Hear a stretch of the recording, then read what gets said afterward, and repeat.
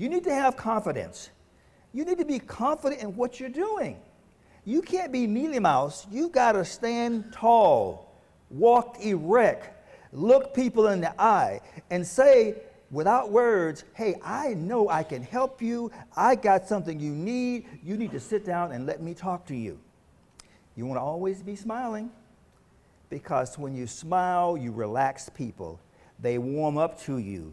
They're willing to open up to you when you smile. And as Lorna said, you've got to be asking questions, because when you're asking questions, you are in control. Okay? So know your product. Know your product. When you're talking to someone, you're asking questions like, well, how many employees do you have? Where's your business located? Things like that. Okay? And if, well, what's the price of your plan? Well, if he says, well, I work at home and I don't have any employees, that's one price. If he says, well, I've got a location in Buckhead and I've got 6 employees, that's one price. If he says, I've got 12 employees, that's one price. You need to know that. You can't say, well, I have to get back to you. That's not confidence. That's not knowing your product. You've got to be flexible, okay? Because you never know what the situation is going to be. I met with a lady yesterday. I met her at a networking event, open house rather, on Saturday. I met her on Saturday. I met with her yesterday. She said at the event when I met her, yeah, I need to talk with you. We met. And at the end of the process, she said, well, I like what I see. I can certainly use it, but I need to talk with my husband. Do you have any literature with me? I said, yeah, I do. I gave her the literature. I said, here's what I'd like to suggest. I would be pleased and honored if I have a chance to meet with you and your husband, because I think that there are going to be questions you can't answer that I can answer, and it's going to be more effective if I meet with you and your husband. She said, okay, let me get back to you by Monday. That's being flexible. I really went in there with the thinking I was going to walk in with a sale, but I didn't. But I didn't panic. I just took the next logical step to make sure I'm going to be in the mix, and if I don't hear from her by Monday, I will call her on Tuesday, okay? Go for no. And there's a book. I've recommended several books at the end of this, but go for no. Here's what I challenge you to do. Prospect 10 people in a row and see how many will say no. I guarantee you cannot get 10 people in a row that say, I don't want to meet with you. Try it. Try it.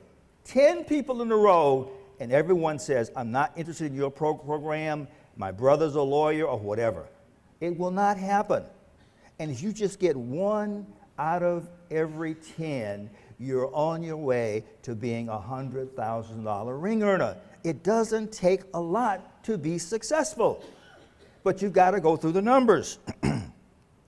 In my opinion, rejection is an asset or an opportunity, because when you're rejected, that just means you're closer to what your goal is for that day. So don't be offended by being rejected. I hear people say, I don't like to be rejected. Well, nobody humanly likes to be rejected, but we make the adjustment and move on because I'm looking at the big numbers, okay? I get rejected 500 times in the month, but I put $15,000 in my account.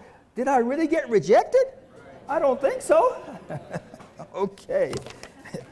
Let's keep going here. Okay. You've got to ask for referrals. Don't make assumption that people are not going to give you referrals. And even when you've made a presentation and the person has said no, ask for referrals. You'll be amazed at how many referrals I get after they say they are not interested in the program. I get referrals. Okay? So you've got to ask for referrals. Be open at the top. And that means don't go in with any preconceived notions. Don't go in with any limitations built in. Okay? People limit themselves. You can call it the process of the lid. Well, you know, you can't get out. You got this for, and you can't go any further. That's not true. That's your mindset. God did not give you any limitations. The only limitations you have imposed them on yourself. So be open to receive the good that's coming to you. It's out there if you are ready to accept it and receive it. Have creativity. You really have to be creative in this market. You got to talk to everyone and ask questions, okay? Let me give you an example. I was in Los Angeles a couple of weeks ago at a guerrilla business school. It was in the Sheraton Gateway Hotel, and we were starting at 9 o'clock. We were all in Starbucks getting coffee and whatever. I'm standing at the counter, and the lady is helping me. Another lady comes up beside me and says to the lady, "Do you sell jewelry?" She said, "Yes." She said, "I'd like to buy some of your jewelry." She said, "Okay, can I buy the bracelet you have on your arm?" I'm standing there. So she says, "Yeah." She said, "Just a minute." She walks away. She takes a plastic bag out of her purse. She takes the bracelet off her arm, puts it in the bag, turns around, opens the door, hands the lady the bracelet with a bill. The lady pays her. She gives her a card, and then she comes back to me.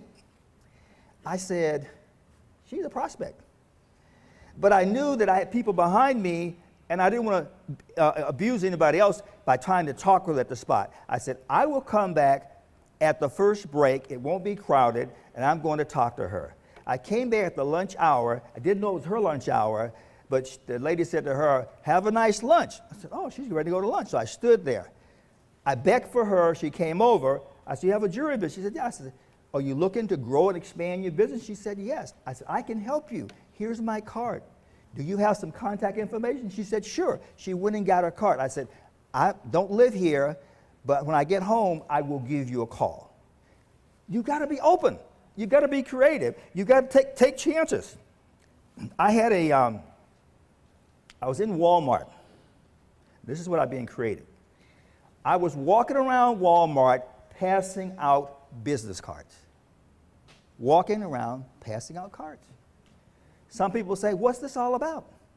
I said, "Take a look at it. There's a website on there."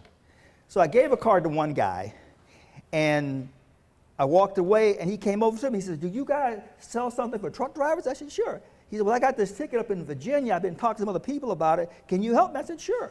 I said, "Let me go to my car, get a brochure, and come back." I went and did that. He said, "Okay, let me look this over." He lived in my neighborhood. He said, "I'll look it over. I'll get back to you by Monday." He didn't call me on Monday.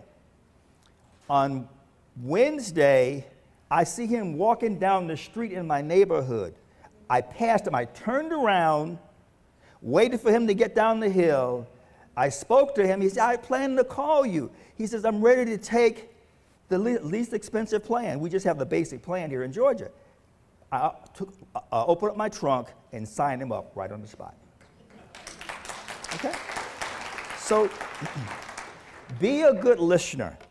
Because you hear things and you see things, be observant. You will be amazed at what you get from doing that. Everyone is a prospect, or everyone can lead you to a prospect. So don't fend off anyone, because people can help you. Prospecting is a 24/7 process. That means when you're out of the house, you're always prospecting. Always looking for a deal, looking for an opportunity. Okay? And opportunities all around you. If you just open your eyes, they're everywhere. So don't say, "I don't find any opportunities."